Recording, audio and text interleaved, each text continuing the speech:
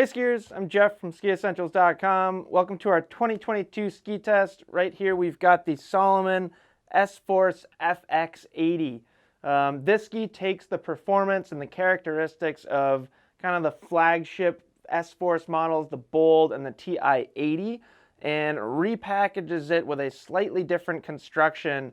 Makes it a little bit more approachable for a less aggressive skier or maybe somebody in the kind of intermediate ability level.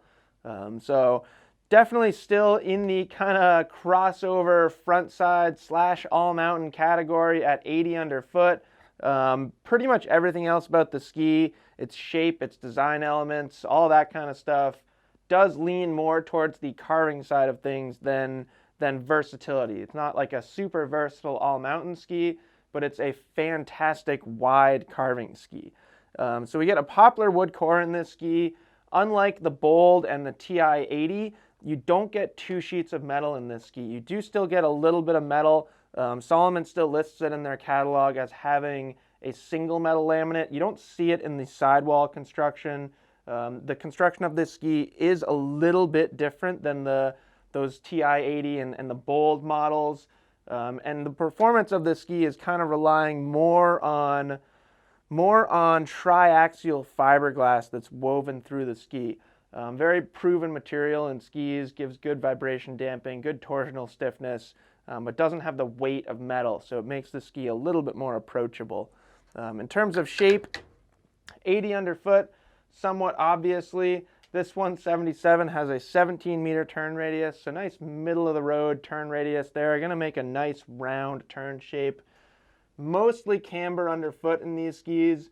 There's really not much tail rocker back there whatsoever. Just a tiny little bit of rise in this ski, but then very squared, flat tail, inspired by a race ski for sure.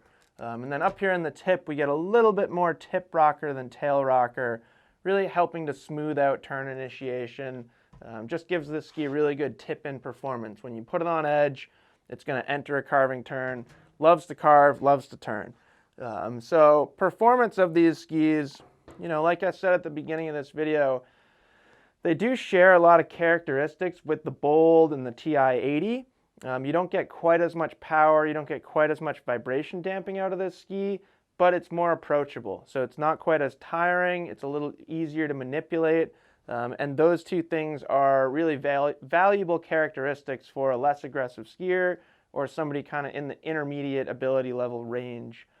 Say you're still working on your carving turns, you don't feel like you've perfected them yet.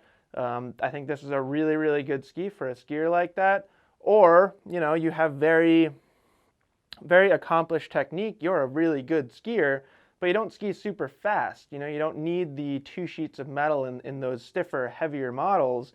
This ski may be a better choice for you, a little bit more responsiveness at slower speeds.